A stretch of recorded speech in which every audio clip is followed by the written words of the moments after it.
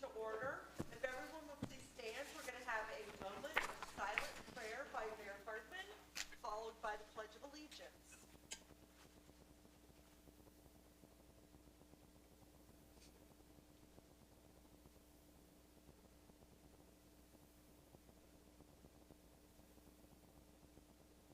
Please join me in the Pledge of Allegiance. Pledge allegiance to the flag of the United States of America and to the republic for which it stands, one nation, under God, indivisible, with liberty and justice for all. This on the floor. Roll call, please. Mr. Tankersley? Here. Mr. Wilson? Here. Mr. Coulter? Here. Mr. Levitt? Here. Mr. Cook? Here. Mrs. Knight? Here. Mr. Schmidt? Here. Approval of the minutes for November 14th, regular council meeting. Were there any additions or corrections? Seeing none, those stand approved. Reports and communication, Mayor Hartman. Yes, first of all, Mayor's Court reports for October and November. So for October 2023, we had total revenue of $23,217.71, bringing our year-to-date at $200,393.96 as of October. For November, that brought in $17,999.53, taking the year-to-date as of the end of November to $218,393.49. The full reports will be on record with the clerk of council as part of our minutes. I'd like to give a big shout out to everybody who helped out with the Christmas on the Loop festivities this past weekend. Despite not the best weather, it was actually very well attended. It was great to see so many faces. It was great to see our friends from Princeton come and play some music instruments and sing, and to watch the horses travel around. So a big shout out to everybody that was involved, but in particular Ms. Ellardine for all of her hard work, especially also in putting together the presentation from Ohio Magazine, naming us one of the best hometowns in the state of Ohio. In my opinion, we are the best hometown in the country, for that matter, not just the state of Ohio. But it was certainly great to be able to celebrate that as well. I believe, hopefully you all have your best hometown Sharonville ornaments that were handed out. If you weren't able to make it down there to visit all of our local small businesses to be part of this great holiday season. Thursday is the city employee holiday festivity over at the convention center. So if you haven't RSVP'd, I'm sure we can make room for you if you'd like to make it over for that Thursday afternoon. And that is it for my report tonight. Thank you. We'll move on to Safety Service Director, Mr. Lucas. Thank you. One thing before we enter the legislation, I know council's aware of this, but our FEMA project downtown, the bridge will be open by Christmas. Yay! I don't know, what could have brought out so many people tonight, but since so I thought I'd take the time to talk about that project a little bit. Kudos to Steve Bosom, who is somewhere in the audience. He's hiding. And to Scott McKee. This isn't Halk Road. It's not Halk Road. And to Scott McKeon, Finance Director. Scott, so everybody knows who you are. Wave. Yes. This FEMA project, I've been doing this for 27 years, and I think the FEMA project has been the most complicated project that, as a city, definitely in Sharonville, but probably anywhere I've been that we've dealt with, dealing with all the FEMA regulations, the possible hiccups with the Duke Energy shutdown and utility work, and to promise the community that it would be done in 365 days and pretty much have that work on this project says a lot to everybody involved. Very, very few resident complaints. You could probably count them on one hand, and so kudos to the residents as well. So I think we had 22 project meetings on the project, and there's still some work to do going into the spring, but the bridge will be open by Christmas. So with that, we'll go into the legislation. Ordinance 2023-74E is a change in the authorization level for when the police, fire, and public works department could make an expenditure without council approval by a specific ordinance. So back in 2003, the state bidding law changed from $12,500 to $25,000, and that's when our code changed to $25,000 as well. So the current code is, regardless of whether something was approved in the budget, police, fire, and public works needs to come back to council for a separate ordinance for any expenditure over $25,000. In 2012, the state bidding law changed to $50,000. I'm not sure if this conversation happened back then, but that threshold amount stayed the same, $25,000. This year, the state law changed again to $75,000 with a cost of living increase into the future. We approached law committee, and they were comfortable with raising the threshold from $25,000 to $50,000 for when an expenditure could happen without another specific ordinance from council. So that's what this ordinance does. Resolution 2023 R17E is an annual piece of legislation allowing the city to put items on the internet. The ORC requires an annual piece of legislation. That's all that this is. It's the Scott McKeon show for 5 ordinances.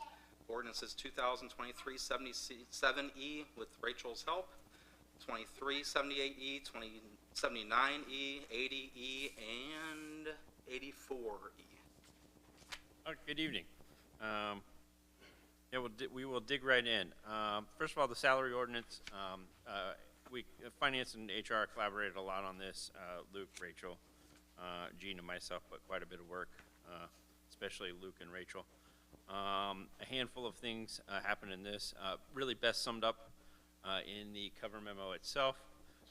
There's a couple of positions that have been sort of better titled, transitioning to those.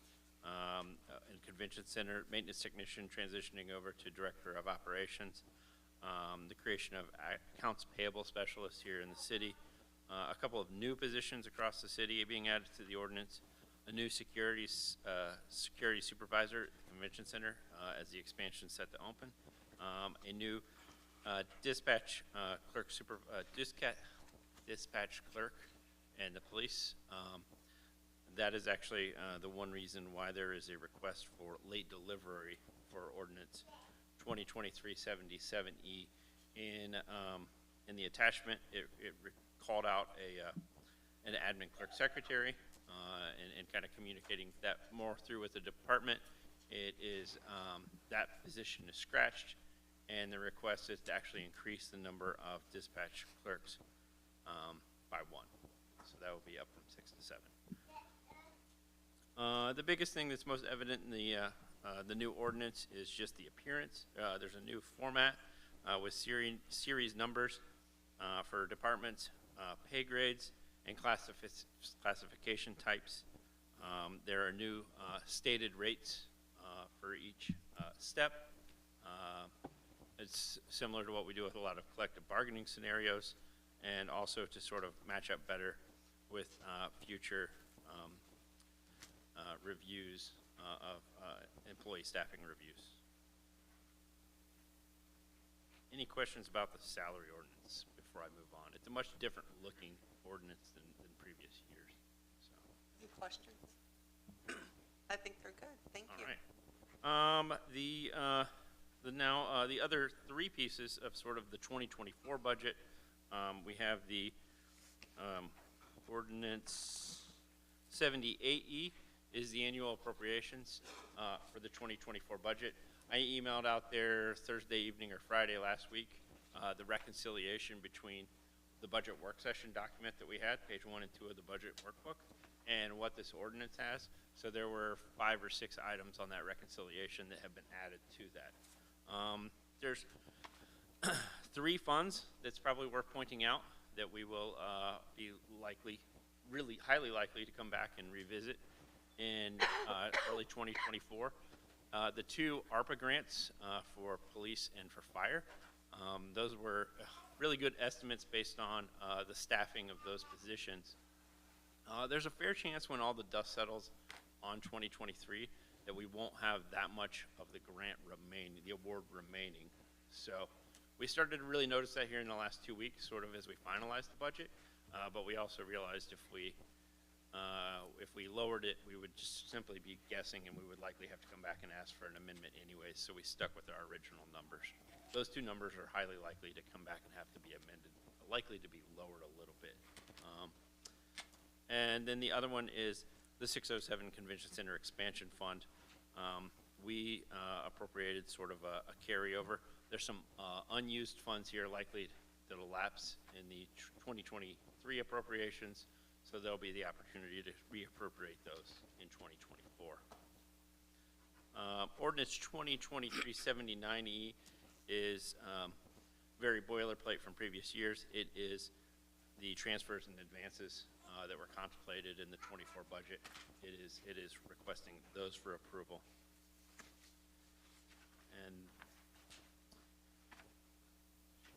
And then the new piece is Ordinance 2023-80E. This is the approval of the cost allocation plan. I'd also kind of emailed out to give some extra time to absorb our plan document. There's two pieces kind of behind the legislation authorizing this. There's the plan document, all the words that describe our methodology and our plan and how this should function, intended to function. And then that document, unless we change our methodology, we may still be using that document a decade from now. The other document, I think it's the last 3 or 4 pages of that piece, is a tables of all the data that we use to come up with the allocation and develop those percentages. That'll be tailored and updated every year from here on. So, but this is likely part of the budget process and packet rolling forward. Any questions on those documents that relate to the 2024 budget?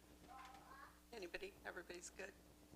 Okay. If not, I will roll over to the last one, Ordinance 2023-84E.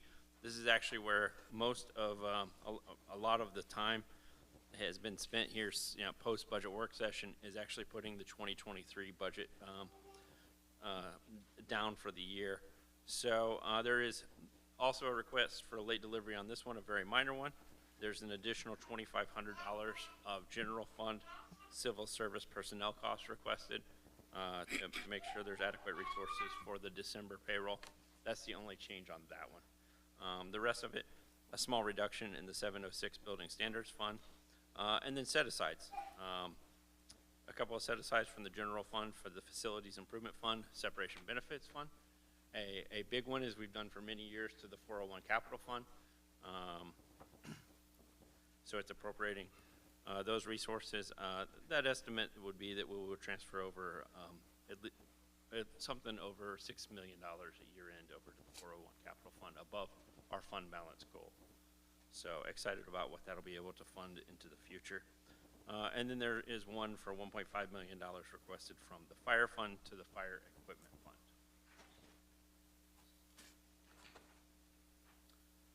And that is it for the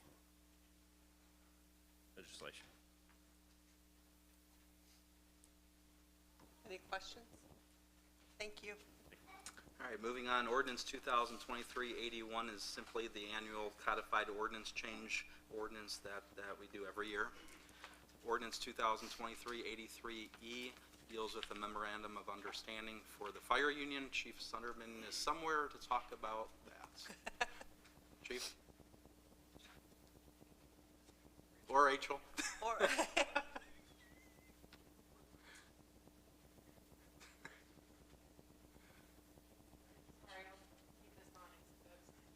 So it's really simple, just raising the MOU to a 4% instead of 3% to align with our other funds. perfect.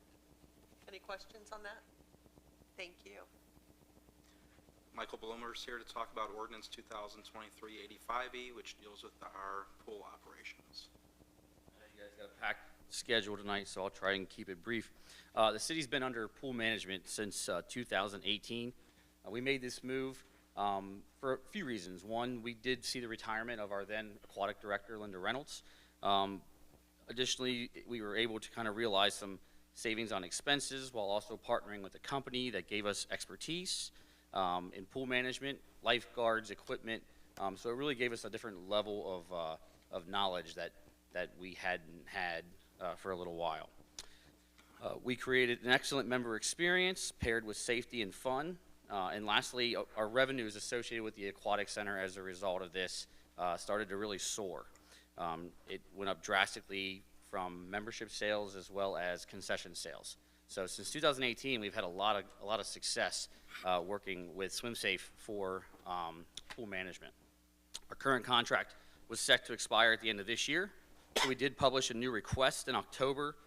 We received a total of 4 proposals. 2 of the proposals were qualified as they attended our mandatory conference and facility tour. Unfortunately, 2 of them did not attend, so they were disqualified. Our staff poured hours into reviewing proposals, contacting references, and comparing company methods and policies, and a ton more. I want to thank Carol Crawford as well as Jan Schatz for all the time that they spent to really pour through these proposals to call folks and get us the best recommendation possible. The goal was to select a proposal that would meet our anticipated needs as being one of the best aquatic centers in the region. And I think, anybody outside of Sharonville, inside of Sharonville that attends our facility regularly can speak to how great our pools are. We evaluated both companies on the likelihood that their proposal would meet or exceed city expectations. The companies demonstrated experience with similar operations. We evaluated them based on their references, the proposal costs in relationships to the services included, and more. So there was quite a few pieces of evaluation criteria we put into play to try and choose the best company that we wanted to recommend. Based on these criteria, we've made the recommendation to select the 3-year contract with 2 additional 1-year options submitted by SwimSafe Pool Management at a cost of $331,200. So we're excited to partner with such a knowledgeable and professional company. We believe that they will help us to continue to provide that excellent member experience, safety and fun being our 2 priorities at the pool. They do a great job of continuing that day in and day out. So we know that next year is a big year for us as we host the 2024 Swim Team Championships, the first time in 10 years. So we're excited about their partnership and that as well. That essentially is our ordinance tonight. I'm happy to answer any questions.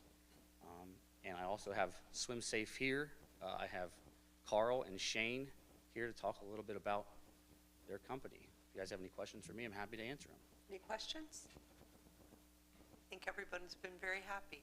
Yeah, we've had a great experience. So I'm going to bring up Carl Widener real fast and Shane Wiggins from SwimSafe. They'll talk a little bit about their company and a little bit about their experience with City Sharon. Thank you, Michael. I'm Carl. I'm in charge of business development for SwimSafe Pool Company, and Shane is the president.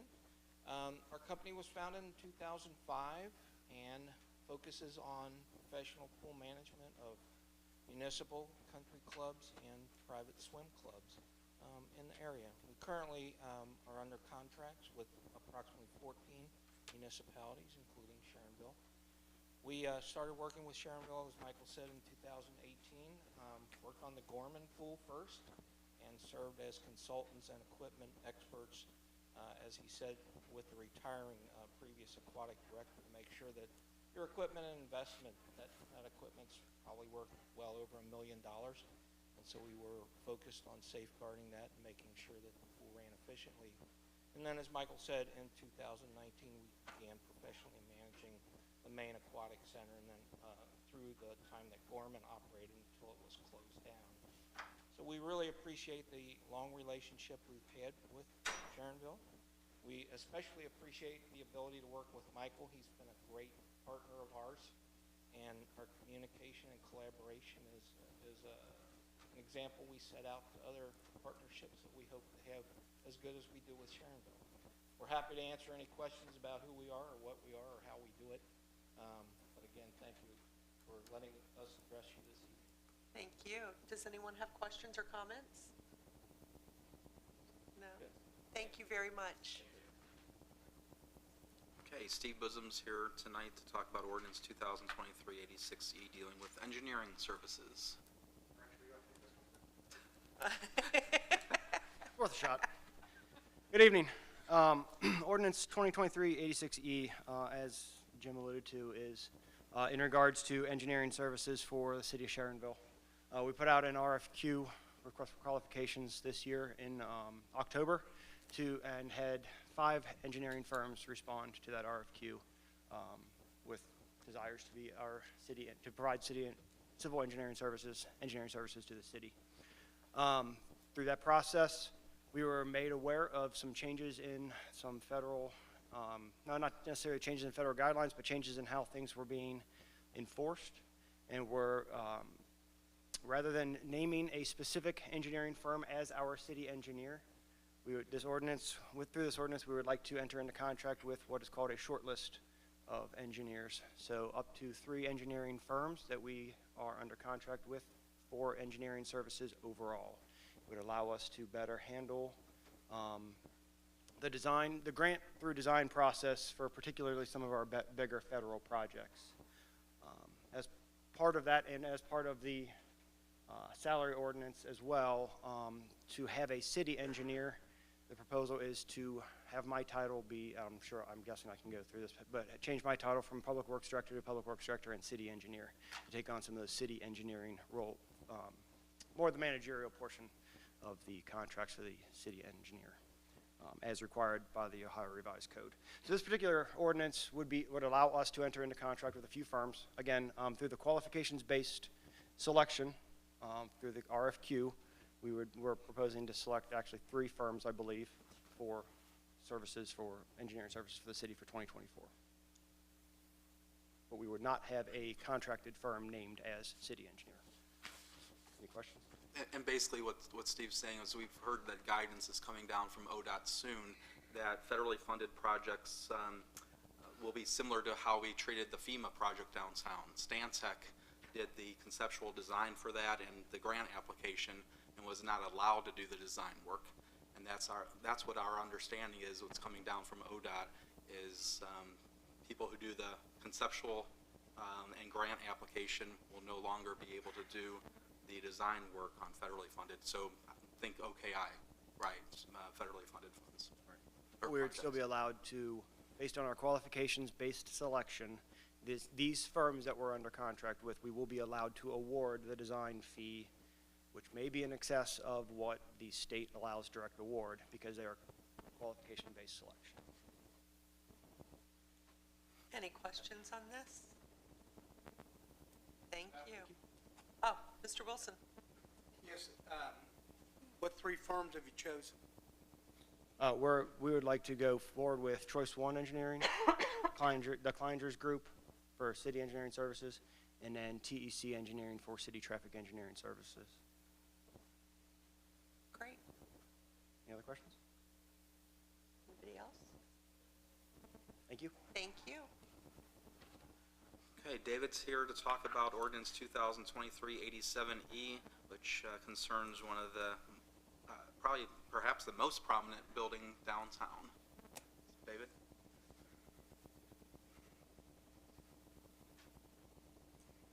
Sir, good evening, Mayor and members of council. Here tonight to seek your permission and authorization to enter into a 3-year job creation incentive grant agreement with Red Knot Homes. First had the opportunity to meet with Red Knot Homes, which is a custom home builder, formerly located in near downtown Cincinnati. They specialize in homes anywhere in the $800,000 to $1.5 million range, and they were looking for new corporate headquarters. And they found the old bank building, thought it would be a great fit, conveniently located between I-71, 75, 275, and their customers. And they intend to invest about $210,000 in interior and exterior improvements. As such, we thought it would be worthwhile to try to keep them here. They have since purchased the property, and Jeremy Masters, their Vice President of Finance and Operations, is here tonight, as well as his associate Taylor, to give you a little bit of background about their plans for the property, and then I'm happy to answer any questions you may have.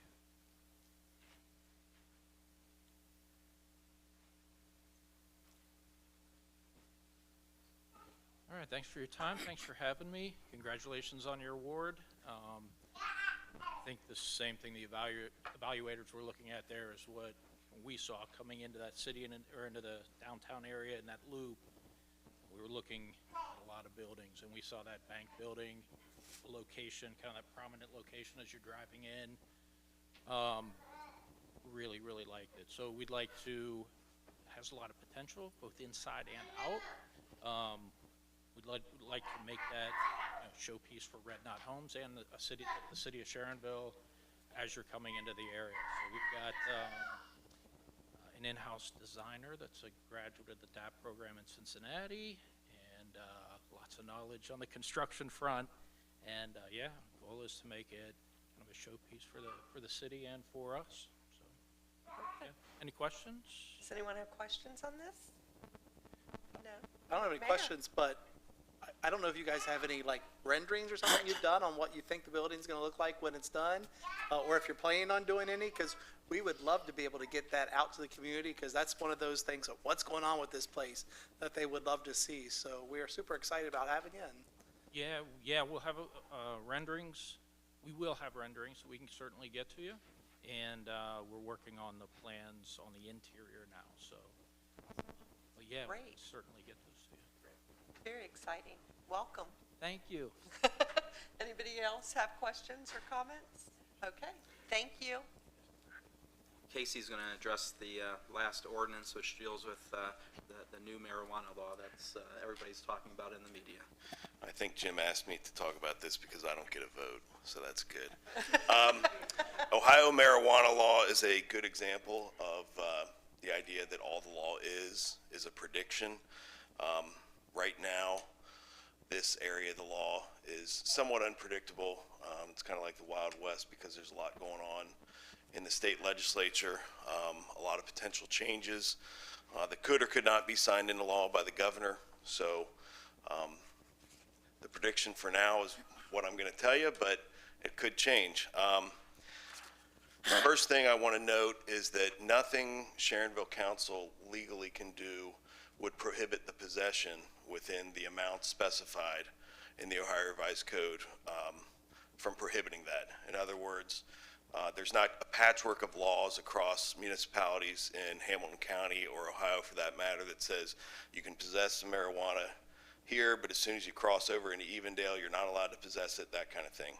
What council is going to end up voting on tonight has to do with dispensaries. So think grow operations, think sale operations. That's about it. When folks voted on marijuana or cannabis back in November, technically they were not voting on whether or not marijuana should be legal or whether or not it should stay illegal. They were voting to enact Chapter 3780 of the Ohio Revised Code. And there were a lot of moving pieces to 3780, and it stayed the way it is so far, but like I say, that's subject to change by the legislature because this is not a constitutional amendment. It was a citizen-driven initiative to put in a chapter of the Ohio Revised Code. I've already had some questions from our members of the Sharonville Police Department asking about some particulars about it. So one of the things that was voted in was Ohio Revised Code section 3780.25, which basically states that municipalities or townships have the capability through their legislative process to put in a prohibition for dispensaries within corporate limits. So when I found out about that through one of my connections in the Ohio Municipal Attorneys Association, I was out of town for the last law committee meeting, but I notified Mr. Lucas before you started hearing about it on the news, I think within the last couple weeks. And I said, hey, put it forward to law committee for a discussion. I listened to the recording after I came back. Law committee had a discussion and unanimously wanted me to draft what you have before you for a vote tonight. One thing that this is different from some of the municipalities that you might have heard about in the news, moratorium versus prohibition, okay? So a moratorium is the same thing as a prohibition, but it naturally ends by virtue of the ordinance that enacts the moratorium. The reason that I asked to draft this as a prohibition instead of a moratorium is because the Ohio Revised Code 3780.25 says nothing about a moratorium. It only talks about a prohibition. Now, a prohibition can be lifted by a subsequent piece of legislation at any time. It's not permanent, nothing like that.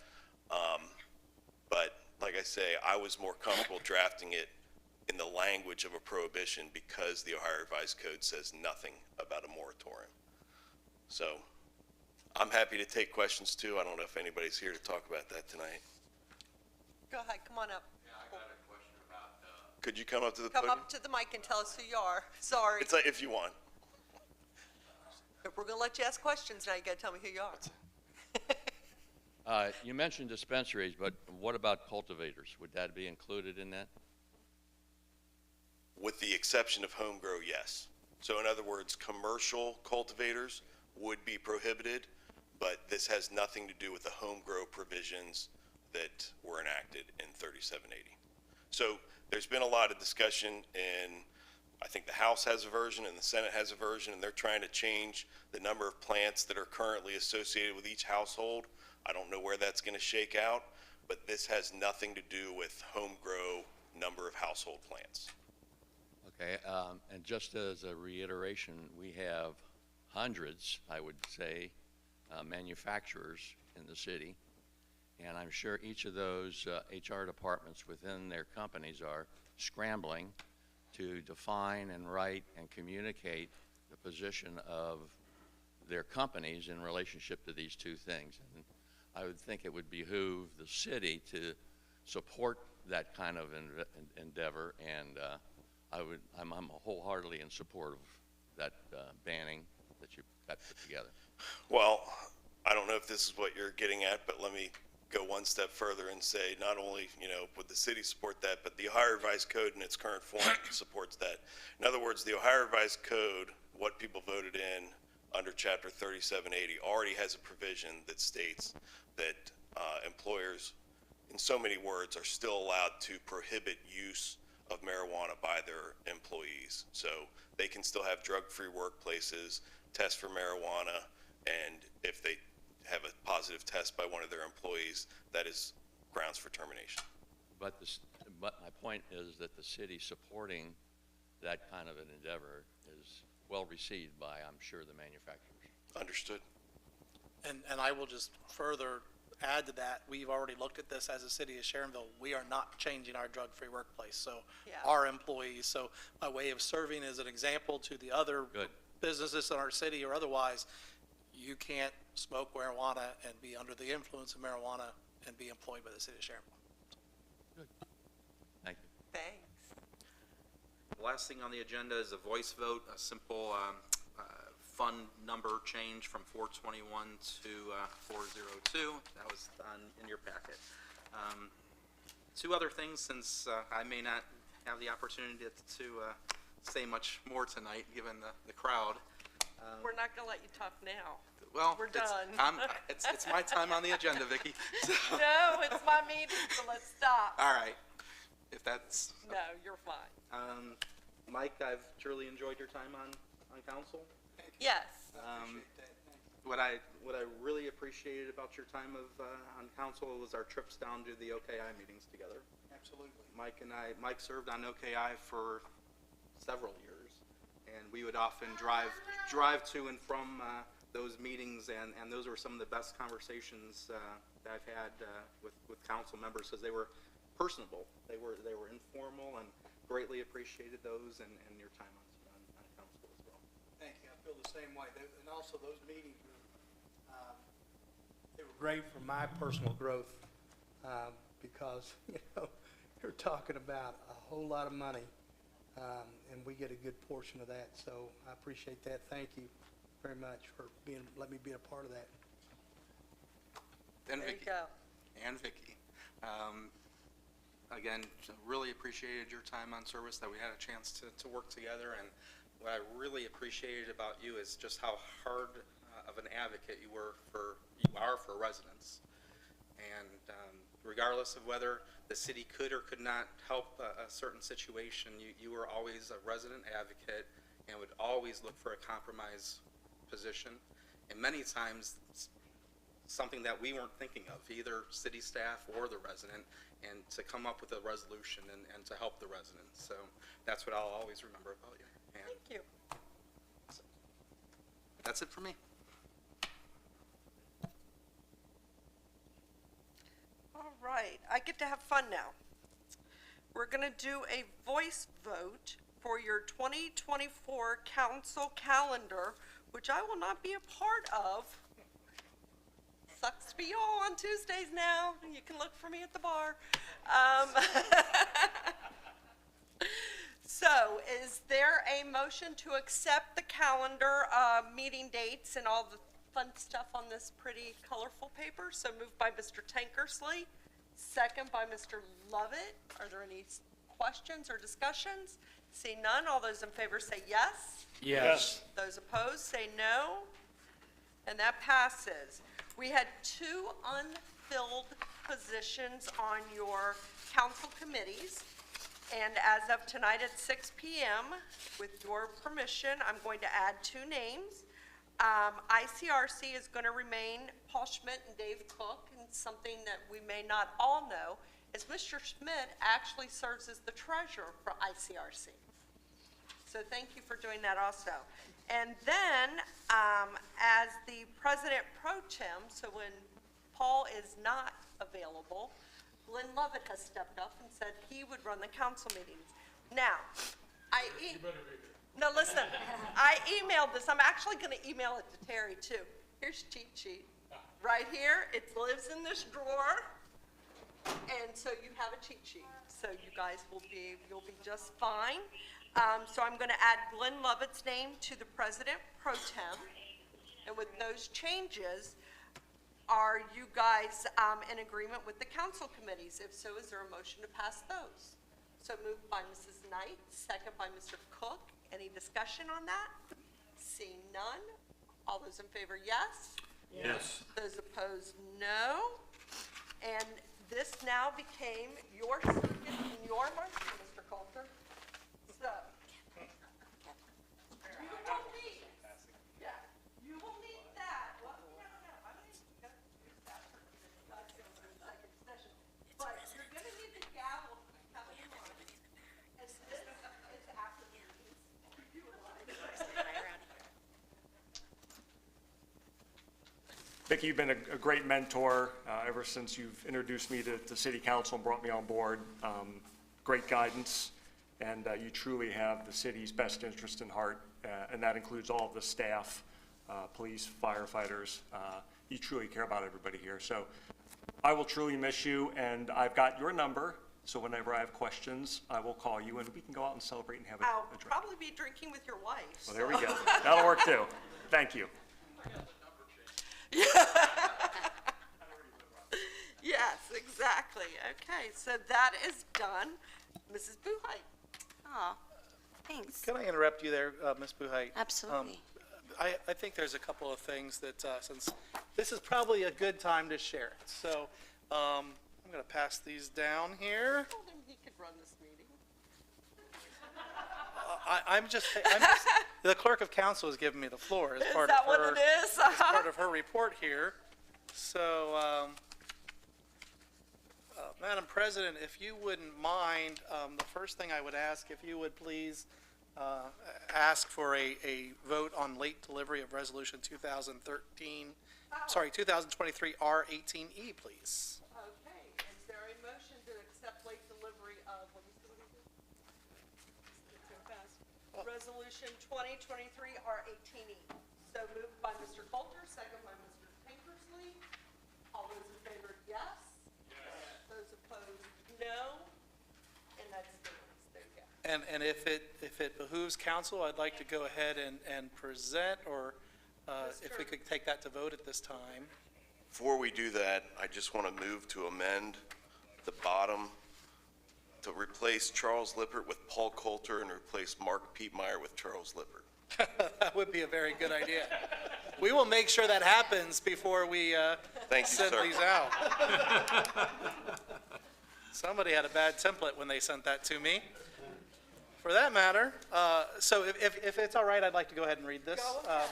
So it's Resolution 2023 R18E commending Mike Wilson for 8 years of exceptional public service to the city of Sharonville. Whereas Mike Wilson was appointed to the Sharonville Planning Commission in 2014 and elected by the residents of Sharonville to serve as council member at large in 2015.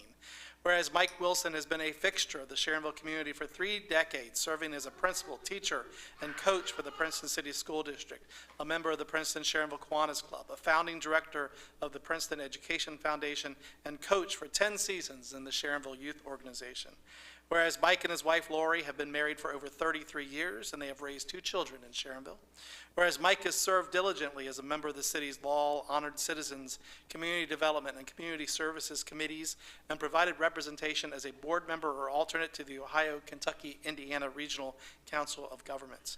Whereas Mike intends to continue to be an active part of the Sharonville community, looks forward to shaping the minds of young people through supervision of future teachers, and will have additional time to support his many beloved sports teams and players.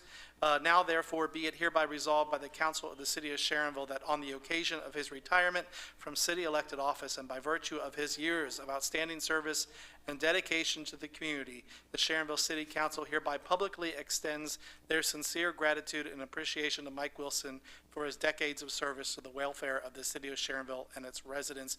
This resolution is declared to be an emergency measure and shall say take effect immediately upon its adoption. Is there a motion to pass this resolution? So moved by Mr. Tankersley, second by Mr. Coulter. Guess we gotta do roll call. Can you do discussion first? Yeah, we can do discussion. See, I was waiting for that time, and Mr. Lucas got ahead of me on it, so. We can do discussion. But Mike, I'd like to, on behalf, as mayor, I'd like to thank you for the service that you have provided to the city of Sharonville. We know that you're not done, that you're going to find many ways to continue to serve this community, just in a different way than sitting up here on Tuesday nights. You'll be at, I guess, down the street drinking with Vicky, I guess. But thank you very much for what you've been able to do for us over the last several years in your elected service. We appreciate it. Thank you, Mike. Mike, it's been a pleasure having you next to me, telling our war stories about our medical issues and things like that. You served the city well. You did a fabulous job being here on council next to me.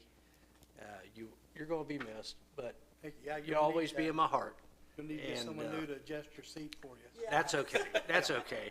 Well, maybe to stay low now. So, but out of my heart, I want to say thank you, congratulations on your next adventure. Thank you very much. And you will be missed. I appreciate that. Ms. Knight? Yes, I just also like to add he's also a member of the Sharonville Senior Citizens and quite the card player with some of the ladies. They really love him playing cards with them, so we need to add that to it. Thank you. And he's a great asset to the club.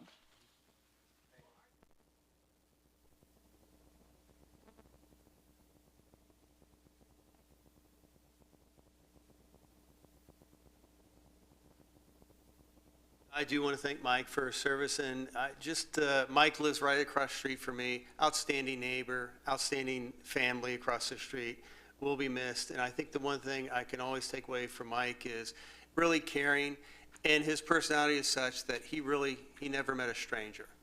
So, thank you, Michael. Thank you. Mike, you and I go back. We've served in a couple different capacities over the years, Princeton Education Foundation and now this, and I got to tell you, you're a class act. You're going to be missed. Do an awesome job. You're a quintessential servant leader, and it's very much appreciated. Thank you.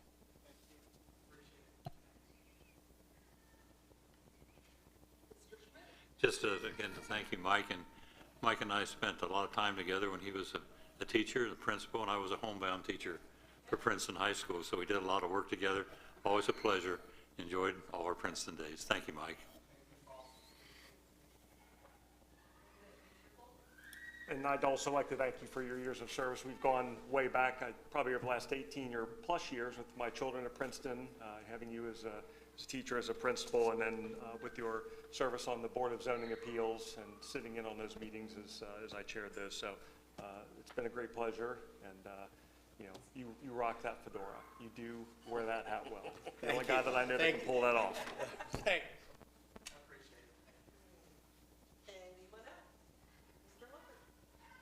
As the Director of Law, I recommend that you recuse yourself from this vote. That's all I have.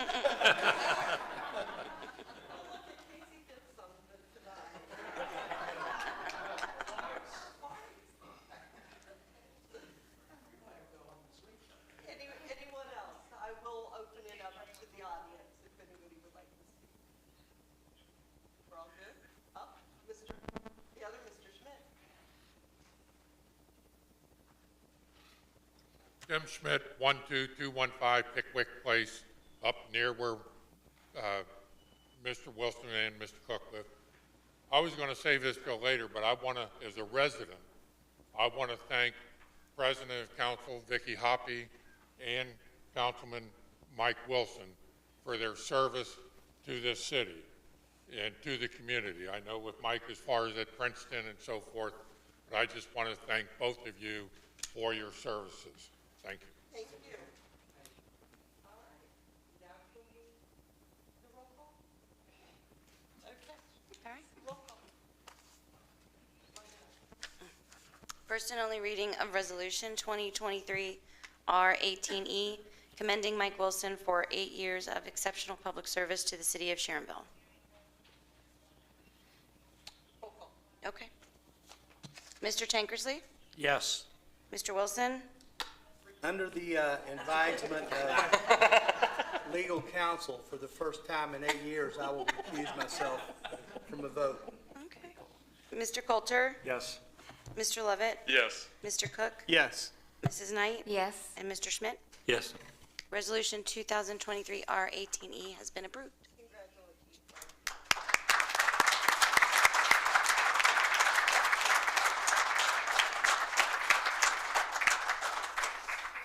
Madam President, I would ask if you would please request a vote of council for acceptance of late delivery of Resolution 2023 R19E. Well, I have to read.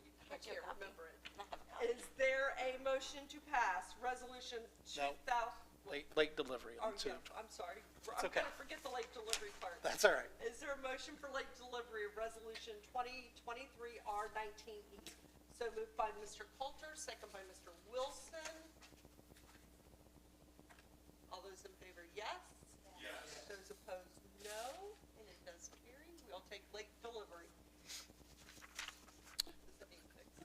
May I read this yes, on you behalf? may. So Resolution 2023 R19E, commending Vicki Hoppy for over 20 years of exceptional public service to the city of Sharonville.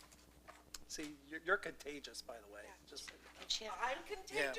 Whereas Vicki got me choked up. Whereas Vicki Hoppy was appointed to Sharonville Board of Health in 2003. From there, Vicki went on to be elected to City Council in 2006, and 7 years later, in 2013, she was elected as President of Council. Whereas Vicki Hoppy graduated from Princeton High School and has spent her career dedicated to serving students at her alma mater, the Loveland City School District, and Butler Tech. Whereas Vicki and her husband Rodney have been married for over 39 years. They have raised 2 children in Sharonville and are now blessed with 4 grandchildren. Whereas Vicki has consistently celebrated the accomplishments of Sharonville's residents, clubs, sports organizations, and businesses, Vicki has been a constant voice of support for city nonprofit organizations, as evidenced particularly in her support of Sharon Fest. Whereas Vicki Hoppy has organized the Sharonville Student Government Day event since she's been president of council, and this event invites local high school students to participate in a full day of learning about local government. Vicki's passion for this day of engagement provided a spark to hundreds of young people to become engaged in their community. Whereas Vicki plans on splitting her retirement between traveling with her husband in their RV, spending more time with her children and grandchildren, and being the caretaker for her mother, which is no surprise, because if you know Vicki, then you know she has been the caretaker for every council member that has held that position. and the mayor too at times. Now therefore be it hereby resolved by the council of the city of Sharonville that on the occasion of her retirement from the city and by virtue of her years of outstanding service and dedication to the community and for making the most amazing strawberry cake, the Sharonville City Council hereby publicly extends their sincere gratitude and appreciation to Vicki Hoppy for a lifetime of contributions to the welfare of the city of Sharonville and its residents. And this is declared an emergency measure. Thank you. And Mr. Wilson, you would have had a strawberry shortcake tonight, but they told me I wasn't allowed to make anything. You can blame them. I can see that it's their fault. That would really help because Is there a motion to pass this resolution 2023 R19E? So moved by Mrs. Knight, second by Mr. Cook. Any discussion? Roll call. Too fast, Ms. Hoppy. Wait. Did we want discussion? Go ahead, Mr. Hubbard. I just want to say thank you, and the biggest compliment I think I can say is that you are a true Sharonvillan. Thank you very much. That's my next Mr. Coulter? Again, I just wanted to reiterate, thank you so much for being a member of council for all these years, being a member of the community, and really looking out for the best interest of everybody in the city itself. And I want to know, is that strawberry cake recipe in the bag that you gave me? No, it's not, but I can share that with you if you would like. It's very simple. Yes, please. And Rodney, thanks for sharing. Vicki with council, thank you. Yeah, Mr. Wilson? Yes, thank you very much. I appreciate everything that was said about me first. I feel a little bit like the warm-up act for Taylor Swift. But having said that, you are the Taylor Swift of City Council. You've done so much for the people of Sharonville. I can tell you, when we worked together at Princeton, when there were people that needed something in the school, you're one of the first calls that they usually made, and they, because they knew that you would do something about it. And so your ability to take action and solve problems is amazing. It's been a pleasure to work with you. Thank you.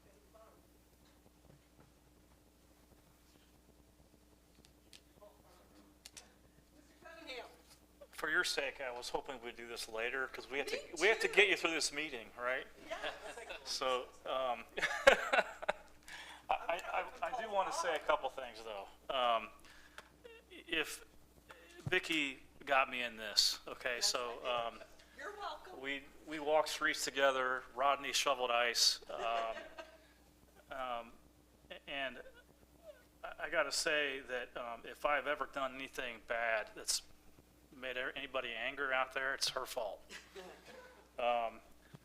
But seriously, Vicki, you have successfully set the standard for any elected official that takes that seat ever. And I don't know how anybody can live up to it, honestly. I have never seen anybody more dedicated to their city, and I bet there has never been one. And you don't know how much I appreciate that and how so many people do appreciate that. And so thank you so much. I just want to personally say thank you. I'm the rookie up here right now. That changes soon. But you've taken me under your wing. You've been a huge supporter of me. And you've been there to answer every ignorant question I could possibly have. There's a lot of them. But I just want to say thank you sincerely. It's been really a joy. So thank you so much. Thank you, and thank you for when I came on council several years ago, helping me out through many things. The one thing I learned about you over the years, a couple things. Your passion to serve the city and to see it succeed, the passion that you have for the residents and making sure that their needs are met. And what we will miss, aside from that, is your unbelievable wealth of knowledge in the history of this city. And when an issue would come up, you could recite something similar from many years past. This happened then, and here's what they did then. and something would pop up like, wow, that is it. That's the solution now of something that happened back then. That's because I'm old. And my dad and mom were on the fire department, and so I knew all the gossip. So I truly, from the bottom of my heart, want to thank you for your service. Thank you. Now we'll have another 2 women, so I'm glad we got another woman elected.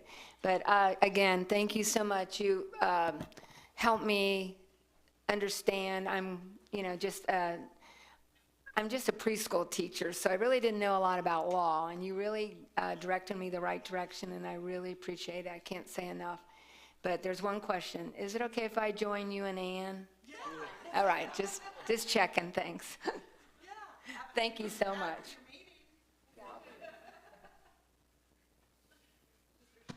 Yes, well, again, adding my appreciation, thanks.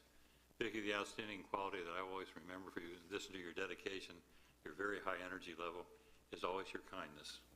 You were very kind to me in difficult times and with family, and you were just wonderful in always reaching out, working together with you at Princeton. Then we came together here at Sharonville. You helped and guided me into the work of council. I really deeply appreciate it, and you will always be a mentor to me. Thank you very much, Vicki. Okay. How you doing? I just want to say you came on after I did, so, no, Kevin's older. Yeah, so it's Kevin, then me, then it was you.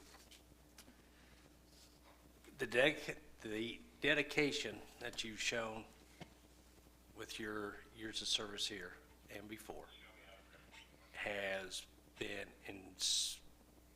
inspiring to me and others who've noticed what you do. Paul's going to have some big shoes to fill. Hopefully learns gets the recipe for the strawberry shortcake. But I just want to say it's been a pleasure serving with you on council. And may you and Rodney have a wonderful retirement, traveling and spending time with the family. You will be missed. 3 more days. We hit the cruise ship.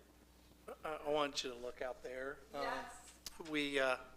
We made sure that they all knew when this was happening tonight, because they wanted to be here, especially as you can see these fire folks and police folks, because they know how important you have been to them, and how important you are to the city as a whole.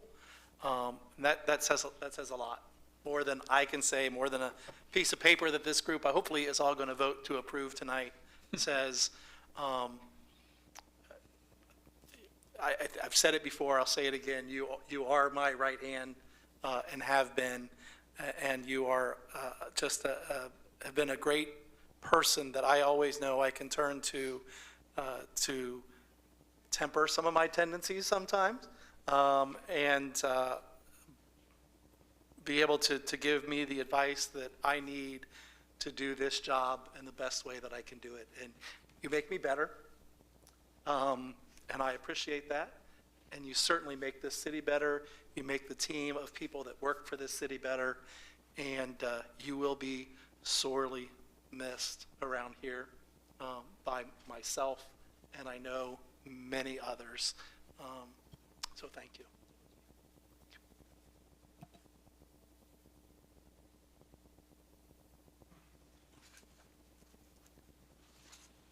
Okay. For the first and only reading of Resolution 2023 R19E, commending Vicki Hoppy for over 20 years of exceptional public service to the city of Sharonville, Mr. Tankersley? Yes. Mr. Wilson? Yes. Mr. Coulter? Absolutely. Mr. Lovett? Absolutely. Mr. Cook? Yes. Mrs. Knight? Yes. Mr. Schmidt? Yes. Resolution 2023 R19E has been approved.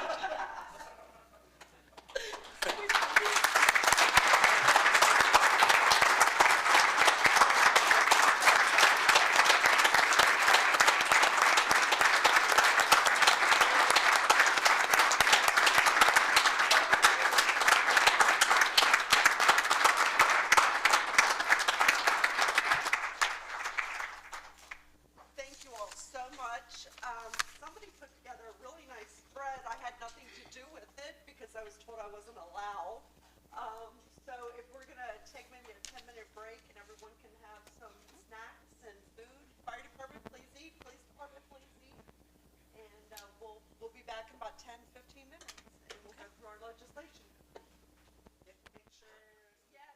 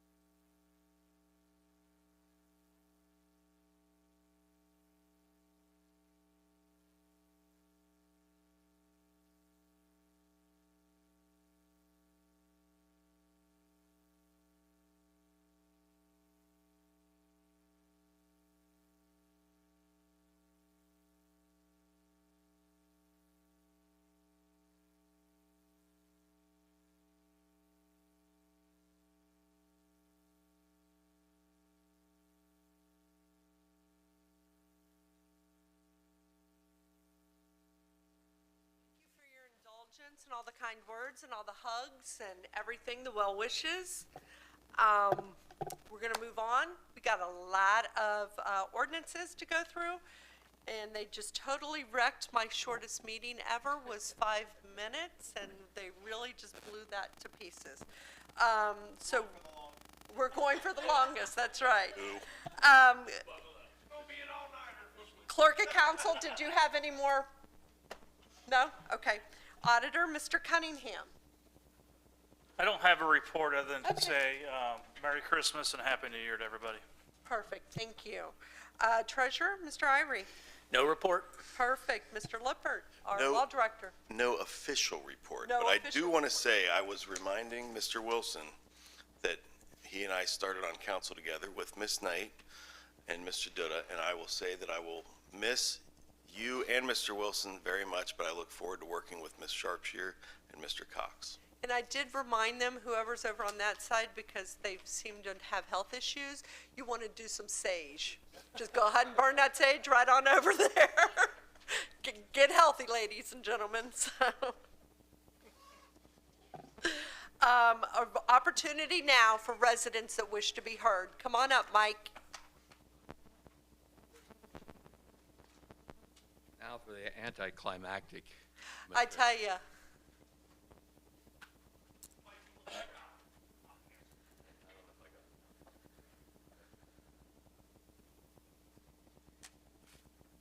Congratulations Thank to you. both of you. Best of luck for everything you do. I had 3 topics that I wanted to address, but Mr. Lippert addressed one of them for me, and I appreciate it very much. So I'll go to the first one. I'm here as a follow-up to my October 25th meeting and presentation where I requested a proposal for some issues regarding traffic on Creek Road between Medford and LJ. And at that meeting, it was requested that we do a more formal survey regarding the stop sign efforts at the LJ and Creek Road location. And what you have in front of you is a summary of those raw data that was collected over the November and December timeframe. The cover sheet just represents similarly what was presented in October. It identifies the conditions that exist around the Creek Road area between Medford and LJ, and what we have observed over many months and many ideas that have come up. The proposal below and the additional comments or additional proposals, I'll briefly read, then I'll mention to you what the supporting document behind those things are. The proposal, we request again the installation of 3 rubber movable speed humps or bumps on Creek Road between Medford Lane and LJ Road. Rubberized speed bumps similar to the ones used in the rec center parking lot can be removed for snow removal during potential heavy snow months in January and February. One of the concerns that had been expressed was the impact on snow removal equipment for those things, and they can be removed during those heavy snow months. That's one option. Specifically, we're looking at one bump or hump across creek at 4011 Creek Road, directly in line with the east side no parking sign approximately 15 to 20 yards in front of the stop sign on Creek. One at 3967 Creek Road, one approximately 15 to 20 yards in front of the northbound stop sign. Additional bumps adding bumps will reduce the speed in this area considerably. It will force drivers to slow down and more consciously recognize the existing stop signs. And the only negative I'm aware of is the potential of snow equipment being damaged, and that's addressed with the January and February potential removal of those. And of course, emergency equipment will also have to be made aware of those bumps and act accordingly. Additional proposals that we're requesting, and I'm not real sure of how the process should go to get this approved, whether that's a council decision or directed to a specific committee, but I'm certainly open to understanding what that involves. But the additional proposals are make stop signs lighted and flashing around the edges. I've talked with Chief Nesbitt, and I believe he has put in a request to have those installed at both those locations on Creek, both northbound and southbound. He could probably give an update on that. Move the stop signs 15 feet. Southbound sign to in front of the telephone pole for better eye viewing, and a northbound sign 15 feet closer to the crosswalk. Add a strictly enforced sign to each stop sign. Add 2 more 25-mile-per-hour signs along the Creek Road corridor, and add a stronger no truck sign around Bridle Path on top of Creek by our Welcome to Sharonville sign. It merely says no through trucks right now. I don't know that anyone sees that, but I don't know if there's additional signage that could be employed there. The supporting document you have behind this is a bar graph that is a summary of the raw data. It actually includes 3 sheets. One is the raw data that shows the no stopping, rolling stop, and complete stop efforts made in 8 different time frames over a 2-month time period. That's supported by the percentage of those no stops and rolling stops and complete stops, both northbound and southbound. I think a quick summarization of both those, you can see that there's at least a 50%, close to 50 and over 50%, almost 60% ignoring those stop signs. So our request is that more attention is made to those stop signs. This is what we're trying to do. The last 2 sheets were provided to me by Chief Nesbitt and represent the speed relationships in relationship to the documents that, or to the stop signs that were put up in October. Is it October? Or maybe September? That were battery operated, and I believe he's also made a request to have those installed more permanently with solar power batteries. So while those 2 documents do not represent a speed issue per the documents that are listed, I think that's just merely a representation of the signs that were there. We still have a speed issue between 35 and 50 rounding the corner at LJ and Creek. So I just wanted to follow up with that 1025 request, and hopefully that we can look at how council might be able to implement some of these changes to address concerns in an area that has become very, very traffic heavy. Chief, have any other comments you wanted to make? He's done a lot. We've been working together. He's done a lot to help facilitate addressing this issue. Thank you, everybody on council. We've talked about this at length in a law committee, and I know it is the council's support that has helped us pave the way for creating a traffic safety unit, and that should kick off at the first of the year. I know it's been slow in developing, but that is due to hiring restraints. It's difficult for us to hire officers right now across the profession, not just in Sharonville. In fact, we probably have it better than most, quite frankly. This is an exceptional city, and we are drawing in quality applicants, but it comes at a very slow pace. With that, first of the year, Chris Newen will be assigned to the traffic safety unit, and that will represent 40-hour commitment every week to traffic safety to include these types of complaints and other complaints. And I had the opportunity to sit down with Mike, and we talked at length about what we've been able to do. And today is my anniversary day of being chief. It's been 2 years, and in that time, we have drastically changed how we do traffic enforcement citywide. and gotten off the interstates and into our communities, focused on that. Tonight, I invited Sergeant Hermes, who is in charge of our traffic safety program, if you had any questions about how we're using our resources and our personnel and what results we're seeing from that. But we are committed to making the streets safer in our communities. We know that there's a problem out there, and we're working to address it. Very, very appreciative of Mike and all of his time and effort that he put into providing us this data, and it gives us something more to work with. So.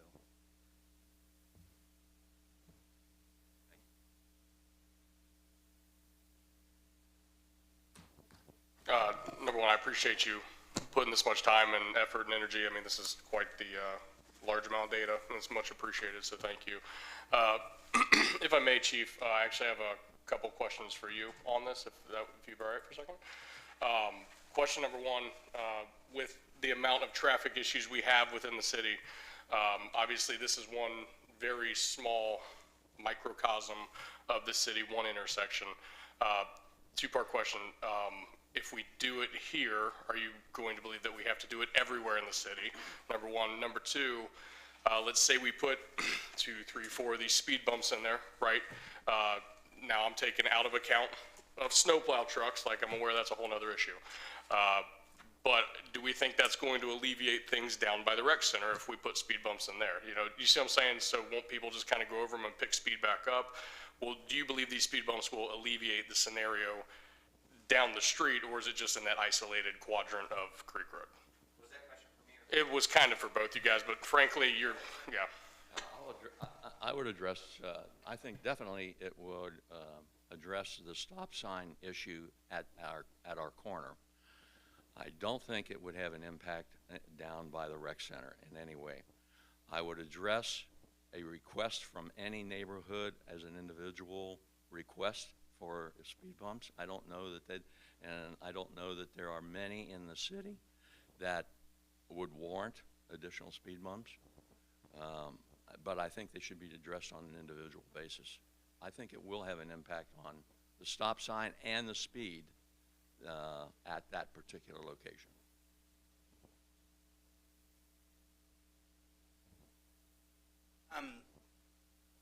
Is it safe to go over one of those speed bumps at 25 miles an hour? Yes.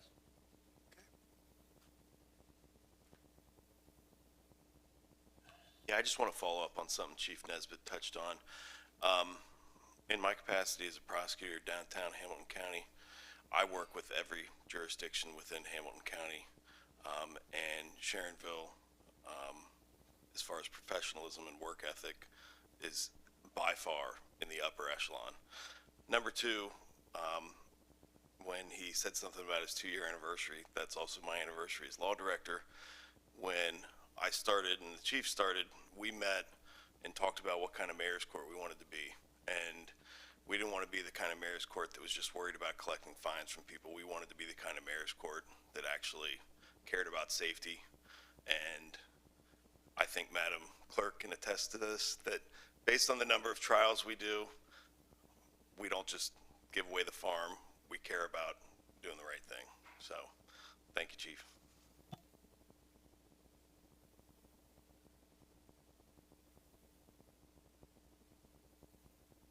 Well, I'd be interested in understanding what our next step might be. To assume that Mr. Lucas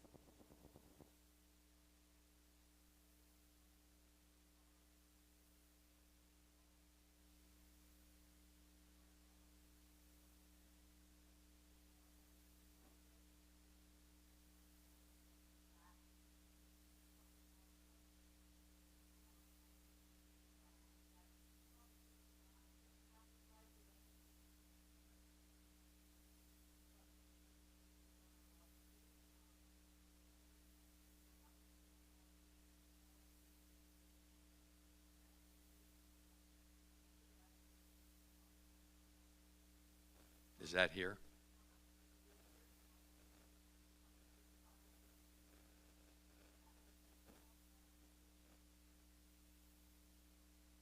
Okay.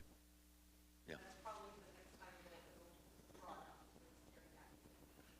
All right. The other issue, I don't know if the council has any jurisdiction in this area, but it relates to our historical museum, whether there is any auspices in charge of that particular facility. I've been in it a couple of times, and I'd like to see it upgraded.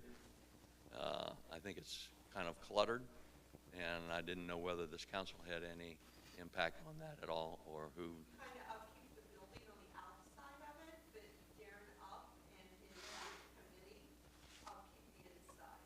So that any money that they raise is done by them? Back into the. I'm sorry? The money that they raise usually goes back into the.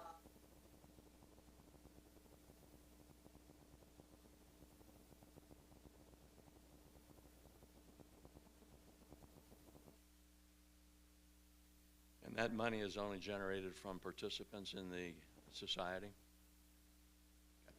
We provide Provide,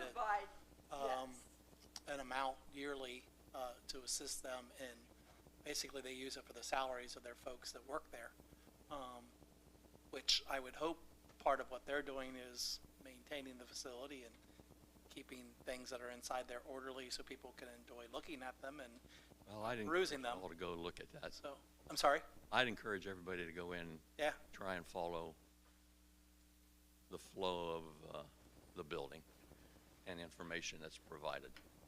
I think it needs work. Appreciate it. That's all I had.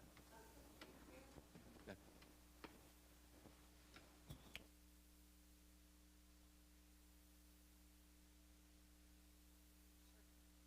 I'm Grace Ryder. I'm at 3992 Creek Road.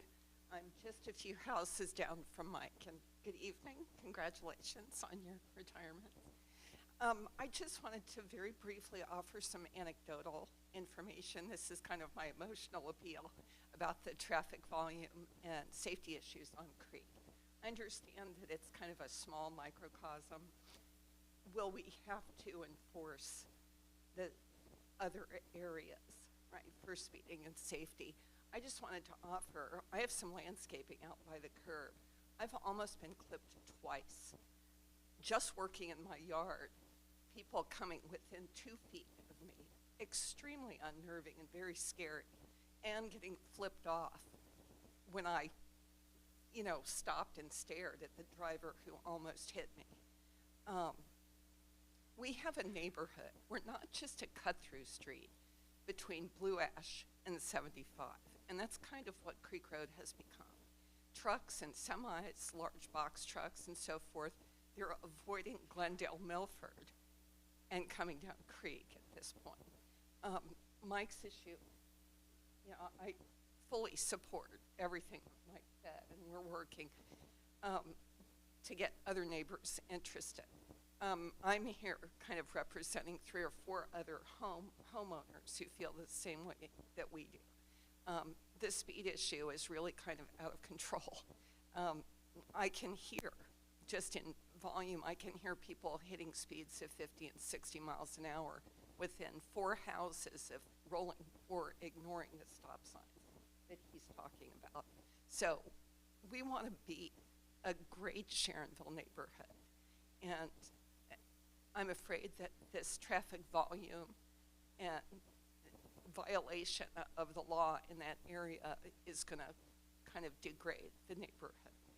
So that's all I wanted to say. Thank you so much for your consideration. I hope you'll take a good look at Mike's data. He put a lot of time into it. Yes, sir.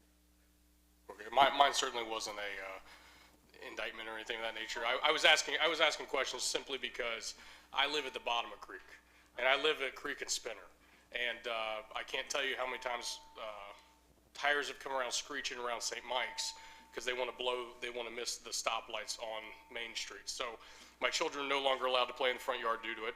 So I certainly believe it's an issue. The reason I was asking the question is because I was wondering, is this a solution? Because does it help change behaviors, or is it just for one little section and then people take off again? So I was looking for long-term solutions as opposed to minor fixes in certain areas. So that's why I was asking the question. It certainly wasn't a disagreement with Mike by any means. It was certainly just more of a try to get the data so we can have a discussion. So. Understood, thank you. Yeah. Yes, sir. What address do you live at again? 3992. Okay, so going up the hill. Okay, I was raised at 4021 Creek and LJ, right? So previous council meeting, Ivy Taylor got us the guardrail, the light on the pole, right? And so one of the biggest challenges I recall growing up there and all the accidents we did have, including one hitting our house, was there is that stop sign that's so far off to the right, you don't see it, so you're just blowing up there and you're essentially doing a 90-degree turn. So I don't know legally, I know you've mentioned that, how we could relocate that. I don't know if you're allowed to relocate that on the telephone pole behind the hedge where there's a guardrail inside that hedge, right, or something like that. But so fully understand it being raised there so many years. So, but I was curious about the hedge. I don't know if you ended up getting that house off this. No. Okay, great. No. Thank you. It would be good if we could cut that hedge down. I don't know if that requires city approval or the homeowners, probably. You know, if we could take that down, make the guardrail visible. That was another safety concern that Mike and I discussed a couple of days ago, and that is with the speeds, people are flying down, up and down the street, you know, knocking mirrors off of vehicles. My across-the-street neighbor, Mo, he's had 5 mirrors smashed off the side of his truck. I had a contractor at my house in October, a box truck smashed his mirror right off the side of his van. That's all I wanted to say. I just wanted to say I support Mike and thank you for any support you can offer our neighborhood. Just to build on the comment, growing up, my brother hit his car in the front one night, not late at night, probably 9 p.m., hit it, somebody totaled it, knocked it 3 houses down. Like I said, one hit the house. So I fully understand there. One thing, I don't know how effective this would be, but on Bennington, they do have the little plastic kids with the flags, and they say, drive like your kids, play here, or something like that. I'm not sure how effective that would be, but if you had enough homes put that, it might just be an additional heads up to slow down. But in my opinion, that biggest problem is going up the hill, making that left turn, because most people don't see the stop sign. Thank you. Thanks for any long-term solution support you can offer. Thank you.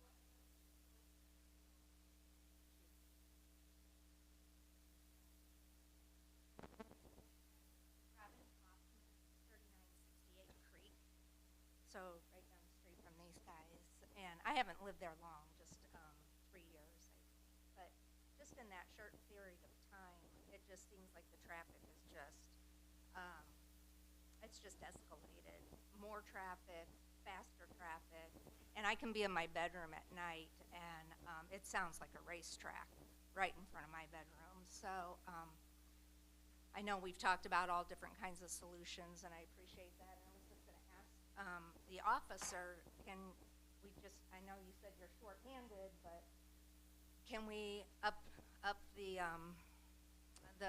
police presence there, maybe, just to get people aware that, oh, okay, you know, police are watching us, maybe we need to slow down.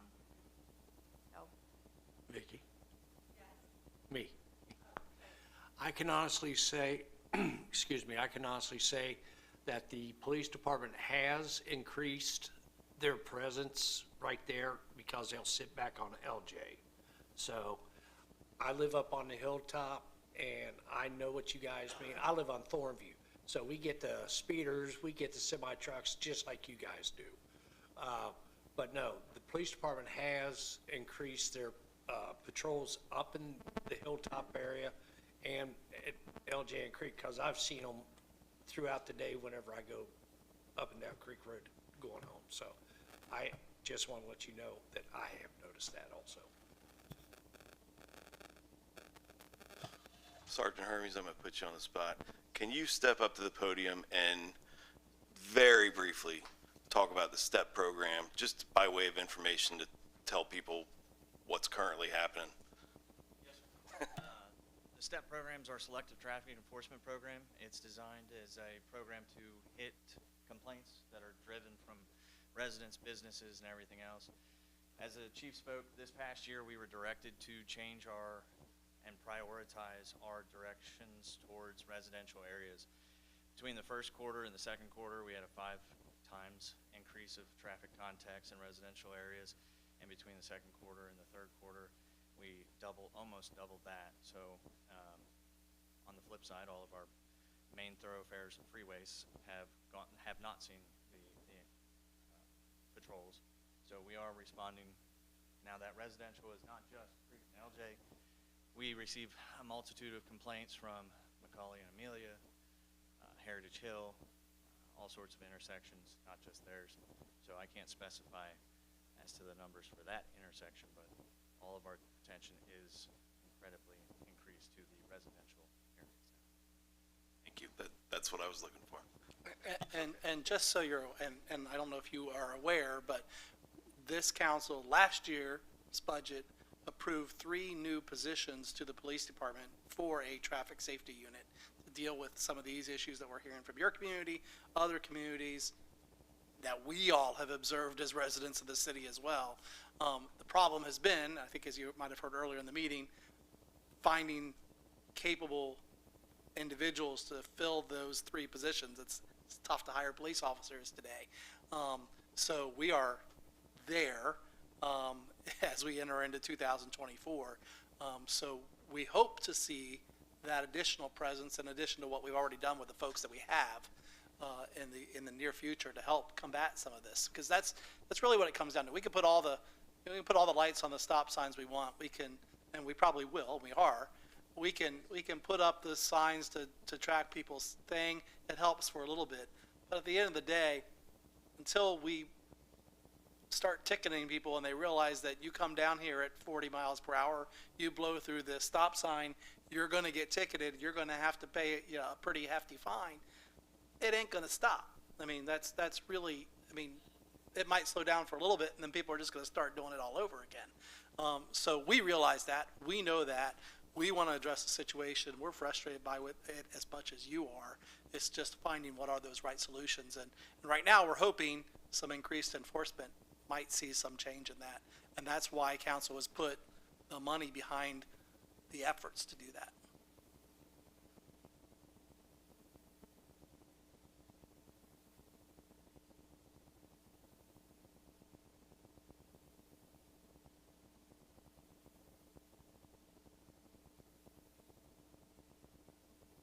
My name is Sean Wright. I live at 3956 Creek Road. I can attest to everything that everybody's said so far. It's like a drag strip.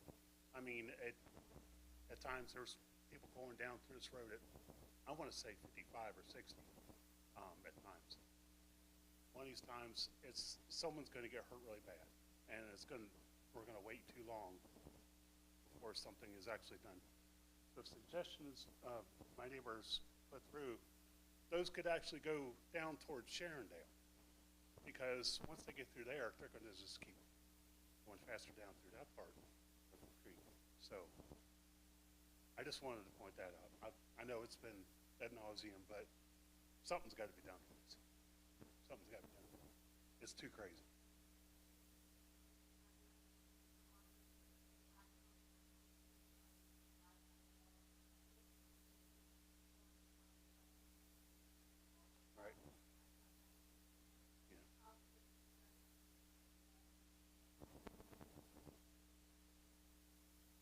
Understood, but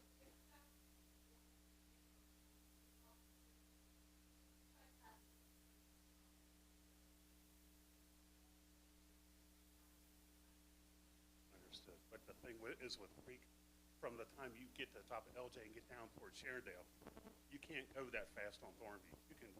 I mean, it might as well be a highway. That's how bad it is. And I'm telling you, someone's going to end up in their front yard or something, or worse, into someone's house. That's how bad it is.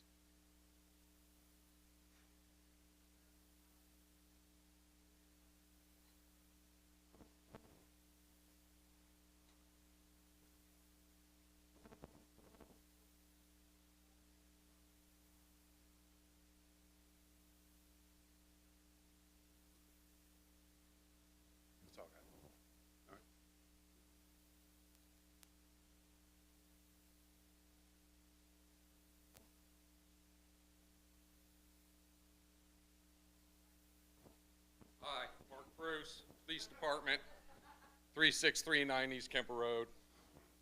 I just want to say that that was good verbal judo. They gave a public comment for Mike Wilson, but they didn't do a public comment for you. Yeah, So I just wanted to personally thank you for all the years of service. I know you've been an advocate for the residents, but you've also been an advocate for all the employees. I guess the best analogy I could use is you've been like the mom to everybody here.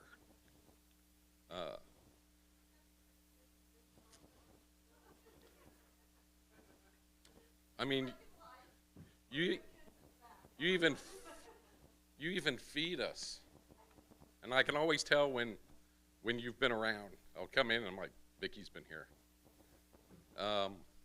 But again, just from a personal perspective, you know, I want to thank you for all you've done for the police department, for the city, for the employees.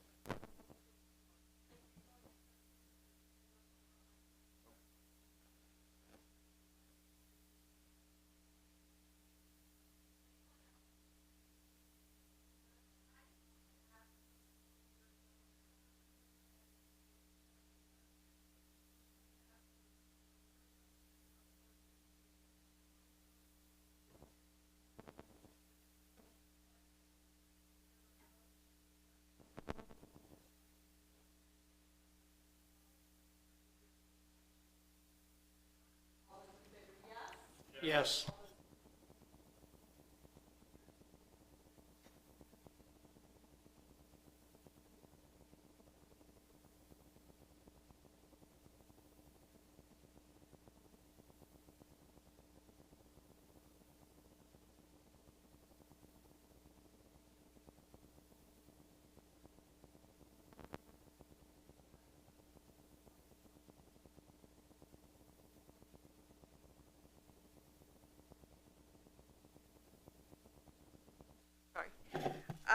That's immediate effectivity. Then for a first and only reading with 30-day effectivity is ordinance 2023-81. And for a second and third reading with our immediate effectivity is ordinance 2023-74E and resolution 2023-R17E. Is there a motion? So moved by Mr. Tankersley, second by Mrs. Knight. Any discussion on that? All those in favor, yes? Yes. Those opposed, no, and that does carry.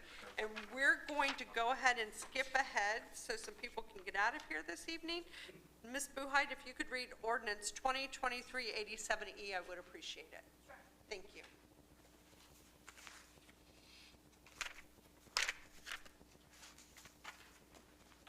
They may have left. I gave them one to earlier. Oh, okay. That's all right. Okay. Go ahead and do it. First and only reading of emergency ordinance 2023-87E, authorizing the Safety Service Director to enter into a job creation incentive grant for Red Knot Holdings LLC, doing business as Red Knot Homes, and declaring an emergency. Is there a motion to pass ordinance 2023-87E? So moved by Mr. Lovett, second by Mr. Cook. Is there any discussion? Roll call. Mr. Tankersley? Yes. Mr. Wilson? Yes. Mr. Coulter? Yes. Mr. Lovett? Yes. Mr. Cook? Yes. Mrs. Knight? Yes. And Mr. Schmidt? Yes. Emergency ordinance 2023-87E has been approved. Perfect. Welcome to the neighborhood. Okay.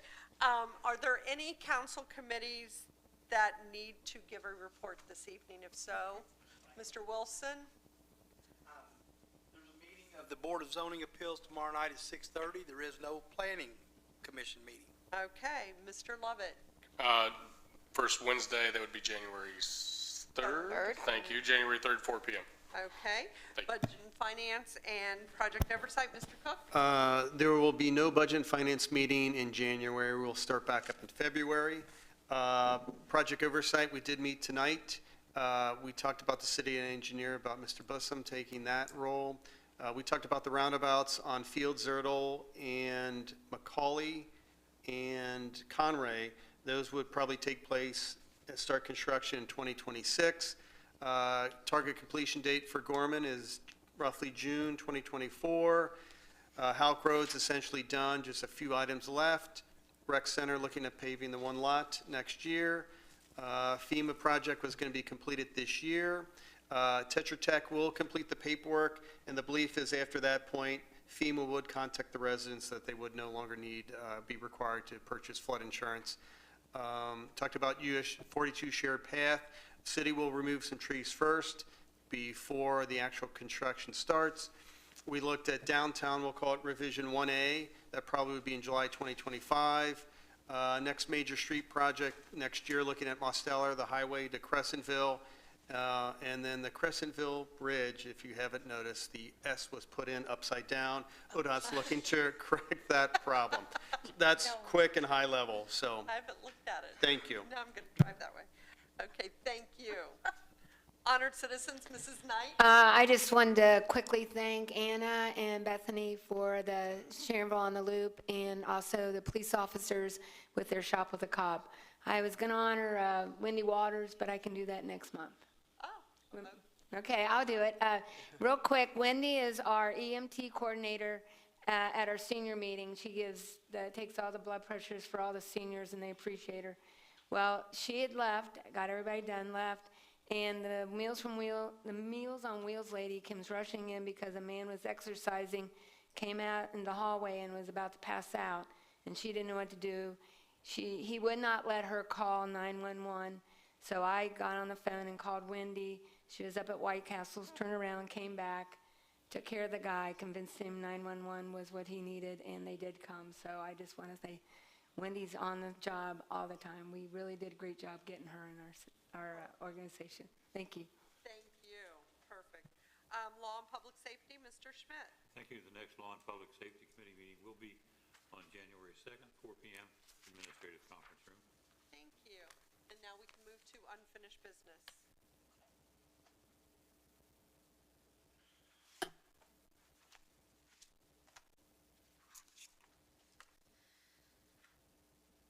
This is a second and third reading of Emergency Ordinance 2023-74E, amending codified ordinances 139.02, Service Department, and 139.03, Safety Department, to allow the Safety Service Director to make contracts involving expenditure of not more than $50,000 without prior ordinance authorization and declaring an emergency. Is there a motion to pass ordinance 2023-74E? So moved by Mr. Coulter, second by Mr. Lovett. Is there any discussion? Seeing none, roll call. Mr. Tankersley? Yes. Mr. Wilson? Yes. Mr. Coulter? Yes. Mr. Lovett? Yes. Mr. Cook? Yes. Mrs. Knight? Yes. Mr. Schmidt? Yes. Emergency Ordinance 2023-74E has been approved. Second and third reading of Emergency Resolution 2023-R17E, resolution declaring intent to conduct internet auctions for the sale of unneeded, obsolete, or unfit city personal property during calendar year 2024 and declaring an emergency. Is there a motion to pass resolution 2023-R17E? So moved by Mr. Wilson, second by Mr. Tankersley. Is there any discussion? Roll call. Mr. Tankersley? Yes. Mr. Wilson? Yes. Mr. Coulter? Yes. Mr. Lovett? Yes. Mr. Cook? Yes. Mrs. Knight? Yes. Mr. Schmidt? Yes. Emergency Resolution 2023-R17E has been approved. And that is unfinished. That's old business. You want the new? Yes, new business, All right. please. First and only reading of Emergency Ordinance 2023-77E, authorizing the salary ordinance, employee hourly ranges, and authorized strength of positions, and declaring an emergency. Is there a motion to pass ordinance 2023-77E? So moved by Mrs. Knight, second by Mr. Schmidt. Is there any discussion? Seeing none, roll call. Mr. Tankersley? Yes. Mr. Wilson? Yes. Mr. Coulter? Yes. Mr. Lovett? Yes. Mr. Cook? Yes. Mrs. Knight? Yes. And Mr. Schmidt? Yes. Emergency Ordinance 2023-77E has been approved. First and only reading of ordinance number 2023-78E, an ordinance to make permanent appropriations for the expenses and other expenditures of the City of Sharonville, State of Ohio, during the fiscal year ending December 31st, 2024, and declaring an emergency. Is there a motion to pass ordinance 2023-78E?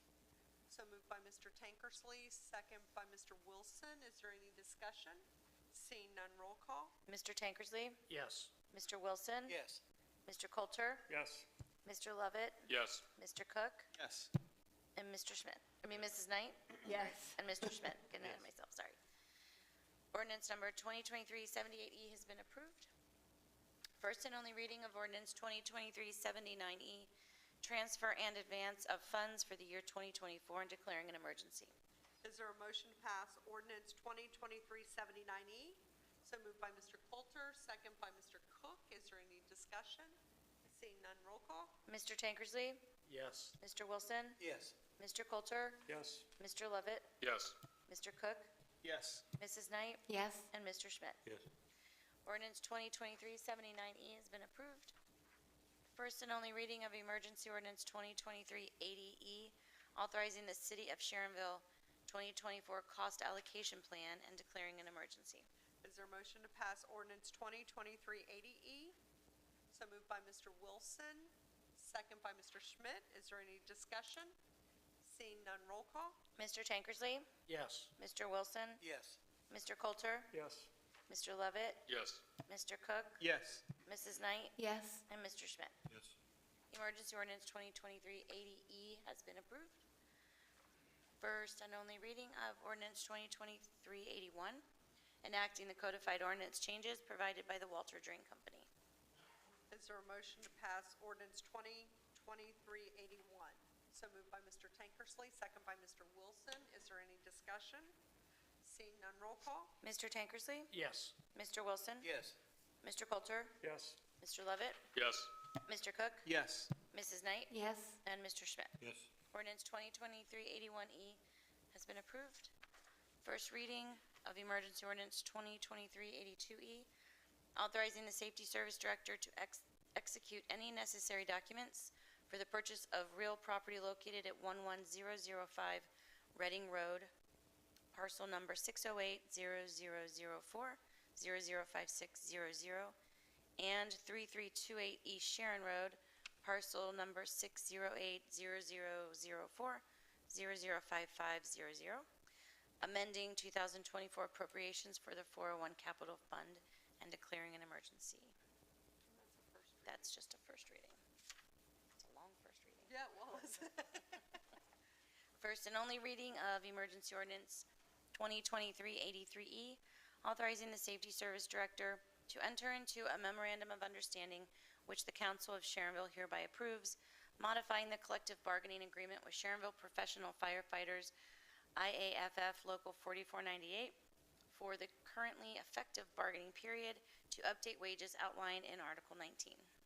Is there a motion to pass ordinance 2023-83E? So moved by Mr. Tankersley, second by Mrs. Knight. Is there any discussion? Seeing none, roll call. Mr. Tankersley? Yes. Mr. Wilson? Yes. Mr. Coulter? Yes. Mr. Lovett? Yes. Mr. Cook? Yes. Mrs. Knight? Yes. And Mr. Schmidt. Yes. Emergency ordinance 2023-83E has been approved. First and only reading for ordinance 2023-84E, amending 2023 appropriations for various funds, authorizing transfers of funds, and declaring an emergency. Is there a motion to pass ordinance 2023-84E? So moved by Mr. Wilson, second by Mr. Lovett. Is there any discussion? Seeing none, roll call. Mr. Tankersley? Yes. Mr. Wilson? Yes. Mr. Coulter? Yes. Mr. Lovett? Yes. Mr. Cook? Yes. Mrs. Knight? Yes. And Mr. Schmidt. Yes. Ordinance 2023-84E has been approved. First and only reading of emergency ordinance 2023-85E, authorizing the Safety Service Director to enter into a contract with Swim Safe Pool Management for aquatic operations for calendar years 2024 through 2026 and declaring an emergency. Is there a motion to pass ordinance 2023-85E? So moved by Mrs. Knight, second by Mr. Lovett. Is there any discussion? Seeing none, roll call. Mr. Tankersley? Yes. Mr. Wilson? Yes. Mr. Coulter? Yes. Mr. Lovett? Yes. Mr. Cook? Yes. Mrs. Knight? Yes. And Mr. Schmidt. Yes. Emergency ordinance 2023-85E has been approved. First and only reading of emergency ordinance 2023-86E, authorizing the Safety Service Director to enter into contracts for engineering services for calendar year 2024 and declaring an emergency. Is there a motion to pass ordinance 2023-86E? So moved by Mr. Cook, second by Mr. Coulter. Is there any discussion? Seeing none, roll call. Mr. Tankersley? Yes. Mr. Wilson? Yes. Mr. Coulter? Yes. Mr. Lovett? Yes. Mr. Cook? Yes. Mrs. Knight? Yes. And Mr. Schmidt? Yes. Emergency ordinance 2023-86E has been approved. 87 was done. We are at first and only reading of emergency ordinance 2023-88E, ordinance prohibiting adult use cannabis operators within Sharonville and declaring an emergency. Is there a motion to pass ordinance 2023-88E? So moved by Mr. Wilson, second by Mr. Lovett. Is there any discussion? Seeing none, roll call. Mr. Tankersley? Yes. Mr. Wilson? Yes. Mr. Coulter? Yes. Mr. Lovett? Yes. Mr. Cook? Yes. Mrs. Knight? Yes. And Mr. Schmidt? Yes. Emergency ordinance 2023-88E has been approved. Okay, we have been asked to do a voice vote correcting fund number in ordinance 2023-76, approved on November 14th, 2023. Is there a motion? So moved by Mr. Tankersley, second by Mr. Wilson. Is there any discussion? All those in favor, yes? Those opposed, no, and that motion does carry. Another opportunity this evening for residents that wish to be heard.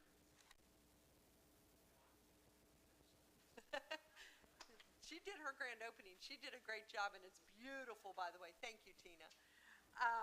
Other matters to be heard before council. Mr. Coulter. Just real quickly, I wanted to congratulate the Sharonville Police Department for another successful Shop with a Cop. I think this is my 4th year working with you down there. So from breakfast to taking the children out to shop, to helping them wrap the gifts, it's a great time. The officers are very professional, very engaging, and there's a lot of smiles on the kids' faces, so thank you for that. And there were a couple of other departments where we were shopping, and we were clearly the largest department with the largest amount of children at that event, so thank you very much. I believe I was told by Officer Hayes, 31 students were able to participate, so thank you very much. That's a lot of work on them. Mayor. Swearing in, noon, January 1st, 2024. Right here, we'll have refreshments and stuff afterwards. The Honorable Stacy DeGraffenreid, Juvenile Court Judge of Hamilton County, has accepted the request to come swear at you that afternoon. Yay! So, see you then. Are we also having our yearly picture taken with the Yes. members? Yes, there will be pictures taken. Dress nice. So, and that will hang up on that wall. So that's how you want to look. Yeah, all right. We have been asked to go into executive session regarding Ohio Revised Code 12122G, and it's for the acquisition of property. Is there a motion? So moved by Mr. Tankersley, second by Mr. Wilson, and roll call, please. Mr. Tankersley? Yes. Mr. Wilson? Yes. Mr. Coulter? Yes. Mr. Lovett? Yep. Yes. Yes. Mr. Cook? Yep, Mrs. Knight? Yes. And Mr. Schmidt, sorry. Yes. All right. Dave? Who? Oh, David Scott? You want to invite Amy and Bob? Oh, yeah, definitely Amy and Bob. Come on in. And there's legislation you said after?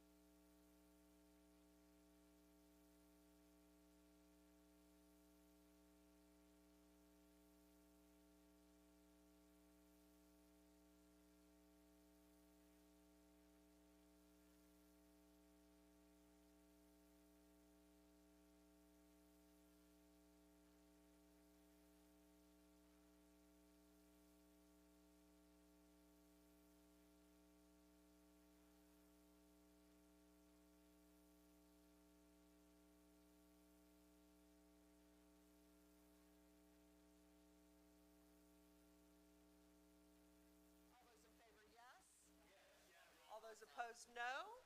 And we are. Oh, roll call, sorry. That's all right. Mr. Tankersley? Mr. Wilson? Mr. Coulter? Yes. Mr. Lovett? Mr. Cook? Yes. Mrs. Knight? Yes. And Mr. Schmidt? Yes. Don't do that. All right. I need a motion to accept late delivery for an emergency ordinance 2023-39E. So moved by Mr. Wilson, second by Mr. Cook. Is there any discussion on this late delivery? Seeing none, all those favored say yes. Yes. Those opposed, no. Is there a motion to pass emergency ordinance 2023-39E? So moved by Mr. Wilson, second by Mr. Lovett. 39? That's what it says. Why are we on 39? Is it 89? Oh, We I'm can sorry. just- My apologies. Let's Just change close the that. 3. Yeah, let's change that to 89. Is there a motion to pass ordinance 2023-89E? So moved by Mr. Wilson, second by Mr. Lovett. Roll call, please. Oh, discussion? You say 39 on the late delivery? That's okay. We're going to change it to 89. Yep, we're covered. All right. All right, roll call. Do I need to read it? First and only reading of emergency ordinance 2023-89E, authorizing the Safety Service Director to execute any necessary documents for the purchase of real property located at 11115 Reading Road, parcel number 608-0004-006700. Amending 2023 appropriations for the 401 Capital Fund and declaring an emergency. Sorry. That's fine. Is there a motion to pass ordinance 2023-89E? So moved by Mr. Lovett, second by Mr. Cook. Is there any discussion? Seeing none, roll call. Mr. Tankersley? Abstain. Okay. Mr. Wilson? Yes. Mr. Coulter? Yes. Mr. Lovett? Yes. Mr. Cook? Yes. Mrs. Knight? Yes. And Mr. Schmidt? Yes. Okay. 2023-89E has been approved. Perfect. Is there a motion for adjournment? So moved by Mr. Tankersley. Second by Mr. Wilson. All those in favor, yes? Those opposed, no. And we do stand adjourned. This is your monkey.